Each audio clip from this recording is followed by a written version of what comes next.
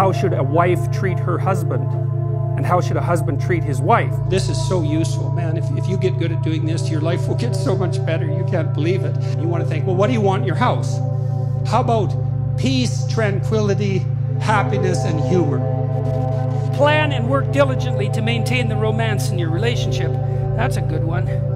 It's a funny one, though, eh? Because the first part of that sentence is a lot different than the second part.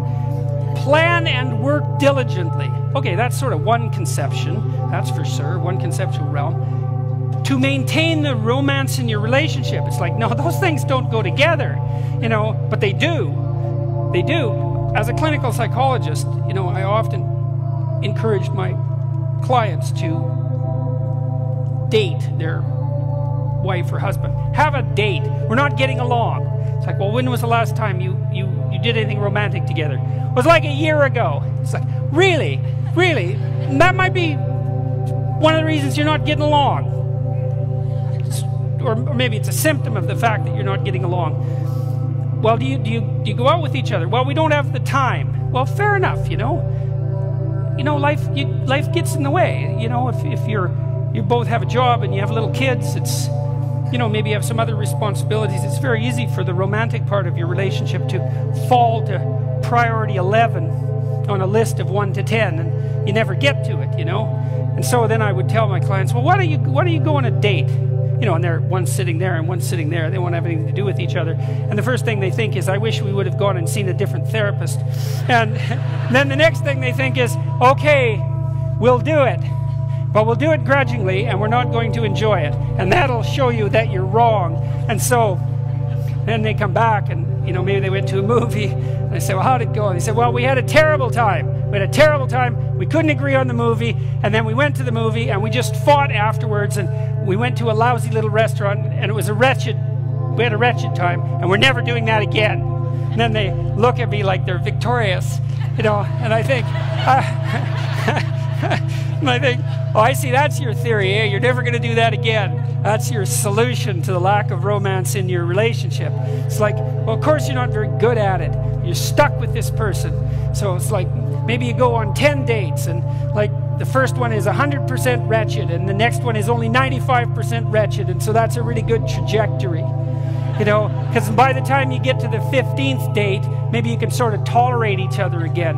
And if you did it 30 times, well, maybe you'd be halfway good at it. And if you're going to be married for 50 years, you might as well put the effort into it. Have 30 wretched married dates so that you can get good at it, you know.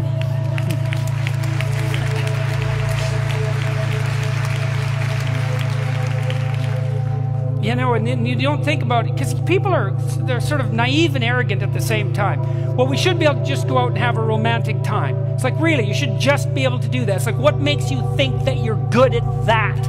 It's not an easy thing to keep that spark alive and vital across decades. You have to be awake and careful, and you have to make it a priority. And so there is that planning and diligent work, and it's worthwhile thinking. It's like, what do you want? You want a life without romance? It's like, how much pleasure is there in life? You know, there's a handful of pleasures. That's all. And they're easily foregone. And then they're gone. Better to plan and work diligently to maintain them. So there have been psychologists who've done empirical investigations into what predicts the longevity of a relationship. And so here's one experiment that was conducted multiple times, and I believe this is very reliable data. So imagine you have the two partners in a marriage, each rate the number of encounters they have with their other partner a day. It's kind of an arbitrary and subjective measure, but it doesn't matter. You might say, well, I talked to my wife 8 times today. We had 8 different interactions. And then you'd say, well, did you rate those for whether they're positive or negative? And then you can calculate a ratio of positive to negative. And then you can use the ratio to predict the longevity of the relationship. And the data show that if the relationship interactions fall below 5 positive to 1 negative, then the relationship deteriorates and is generally doomed. And so 5 to 1, that's preponderance of positive interactions, but we're wired so that negative interactions hurt us more than positive interactions help us if they are of the same magnitude. So, for example, people will work harder to avoid a loss of $5 than they will to attain a gain of $5. And you might say, well, why is that? And the answer is, you can be absolutely dead, but there's only so happy you can be. And so it's better to err on the side of conservatism in the domain of negative emotion. And so, but interestingly enough, if the interactions rise so that they exceed 11 positive to 1 negative, the relationship also deteriorates. And so what that suggests is that there's it's sort of like smiles with teeth, right? You want a fair bit of positive emotion and reflection from your partner, but you don't want them to be a naive, dependent pushover who's afraid to stand up for themselves. And so you want to, because you're a nasty, horrible human being, and now and then you poke your partner just to see if there's anything there, because that's what you're like. And if you find out there isn't, you'll run roughshod over them, and you think you won't, but you will, especially if they're very good at implicitly encouraging that, which dependent people sometimes are. So you do assess for reciprocity, and the basic rule is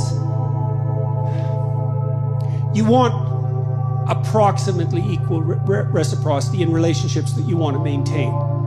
Now, maybe, you have enough additional resource to be the giver more often than the receiver in some relationships, but I don't even think that really works that well with children. You obviously have to take care of them, but it's not like they don't deliver the goods to you if you have a good relationship with them. And you want to some degree, to enforce that reciprocity. Now, you might say, well, what happens in relationships where that's impossible? And, well, I give you a practical piece of a suggestion on that front. And this is another thing you can do in your own household. This is so useful, man. If you get good at doing this, your life will get so much better. You can't believe it. Is watch the people around you, and whenever they do anything that you would like to see repeated on a regular basis, tell them exactly what they did in detail, with, be positive about it, obviously, and just indicate that you noticed.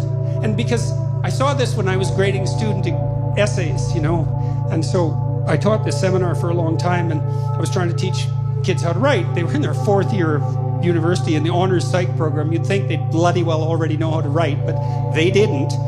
And so I'd have them write a 4-page essay on a given topic, and then they had to rewrite that to a 6-page essay, and then they had to rewrite that to an 8-page essay. And the first essay I graded, it was only 5% of their grade, and I told them, I'm going to cut you into ribbons, but it doesn't matter because it's 5% of your grade, and so they could tolerate that. And generally, by the 3rd essay, they had written the best thing they'd ever written in their life, and they learned so fast it was unbelievable. But one of the things I noticed was that they did a little testing with the first essay. They'd hand in something that was just like, God, formulaic, boring. They weren't in it at all, There was nothing of the person in there. There was no thought. There was just the kind of psychobabble that they'd learned, especially if they were in faculties of education. And it was dry and dull, and everything about it was wrong. And so those are hard to grade, right? So what's wrong with my essay? Well, the words aren't right. The phrases, they're not so good. They're not organized well into sentences. The sentences aren't sequenced well in the paragraphs. The paragraphs don't make a coherent argument, and the entire thing is empty. But other than that, no problem. It was often easier just to rewrite those essays than to grade them. So in any case, though, one of the things I did learn was that even in an essay like that, there is usually like 1 sentence or 2 sentences buried on like page 3 that was an actual thought and reasonably clearly stated and somewhat gripping, It was like the person popped out from all the background rubbish and said, what about this?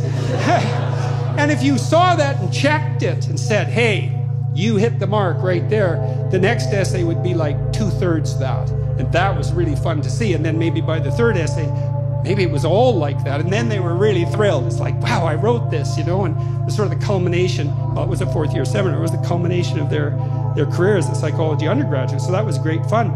But you can do that in your own household. If the envious part of you isn't jealous of the revelation of the goodness of the person. This isn't a manipulative technique, by the way, although it can be used that way. It's not effective unless you do it with a certain degree of wisdom. You want to think, well, what do you want in your house? How about peace, tranquility, happiness, and humor? Something like that. It's not a bad first pass approximation.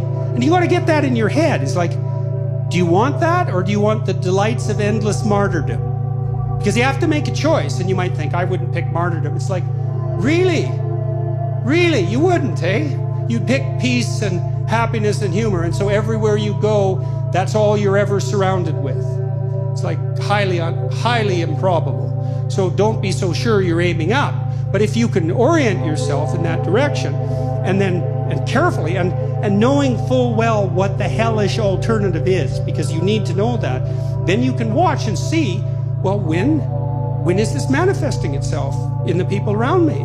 And then you can tell them in detail, I noticed today we're having a discussion at dinner, and you made a spectacularly witty remark right at the right time, and it was provocative but not annoying, and so good work. And then the kid thinks, oh my God, did you notice? And then he's like twice as funny the next day, and maybe not in some unbearable manner, and that really works. It really works. But like I said, you have to quell the envy that would otherwise beset you, and you have to want to aim up, and then you have to not be jealous of the other person's goodness, and you have to be extremely attentive. But man, as a transformation technique, even in extraordinarily difficult relationships, which goes back to your point, there isn't anything I know of that's more effective. And people, that's another issue. I mean, if you want people to appreciate having you around, learning how to listen, that is a skill that is absolutely unbeatable. And this technique of summarizing to their satisfaction, that works like a charm. You might be a little awkward when you first try it, and might feel a little manipulative because you're not that good at it. But if you get expert at it, and you have the greatest conversations with everyone. I had people in my clinical practice who were extraordinarily impaired intellectually and suffering from all sorts of assorted pathologies in addition to that. And if I was listening to them properly, they were as fascinating as anybody I had on the, say, more able and competent end of the spectrum. And you learn so much because there is nothing that people won't tell you if you listen. It is absolutely amazing what people will tell you, and so quickly they'll reveal things they didn't even know about themselves. And they need to know those things often. They've been hidden for years. It's so rewarding. And then this use of attentive reward, that's also, it's fun in a game-like sense once you learn to play it, because you're watching. You think, I'll just wait. This person's going to do something good sooner or later. It's like, pat, good work.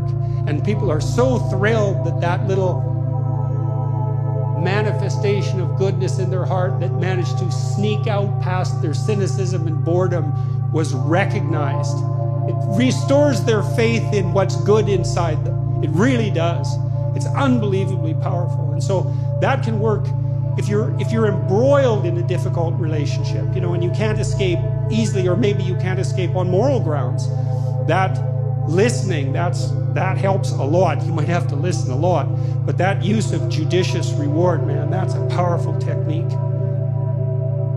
And then with regards to your partner, here's something to think about with regards to roles. So my wife and I have had this discussion many times, and one of the discussions is, well, how are we to treat each other in public? And it isn't, her name is Tammy, the discussion isn't how should Jordan treat Tammy in public, or how should Tammy treat Jordan. That's not the discussion. This isn't personal. It's how should a wife treat her husband, and how should a husband treat his wife. It's impersonal. And it's partly, you don't put your partner down in public. Why? Well, it's not because you're hurting that person's feelings. That's not why. It's that you're denigrating the relationship that you are in voluntarily. And some of the most painful days I've ever spent, one in particular I spent with a group of men who had been in therapy for their marriage, and who bloody well needed it, I can tell you that. And they spent their whole day complaining about their wives. Like, it just made me sweat the whole day. I thought, I can't believe I'm here with you guys. And I can't tell you why I was. It's just, it was just happenstance more than anything. And I thought, how can you be so damn dumb? It's like, it's certainly possible that you married barbarian witches. Fine. But you don't have, you're so lacking in sense that you would discuss that in public, not noticing that you picked them. So basically all you're doing is holding up a sign and waving it constantly that says, I'm an idiot, right? And so, well, back to responsibility. You have a responsibility to those whom you love. And are obligated to ensure that they manifest themselves in a manner that's most beneficial to them over the long run. Now, you have the same responsibility, I would say, to yourself, but you'll have blind spots. Other people have to help you with that. But so the rule is, you help your wife figure out how not to make a fool of herself in public. And she extends to you the same courtesy. And it's partly maintenance of the sacred nature of the relationship. It has nothing to do with you or her, precisely. It's broader and wider than that. 如果您也喜欢这样的生活智慧，请帮我按赞、订阅并打开小铃铛。您的关注是我们最大的动力。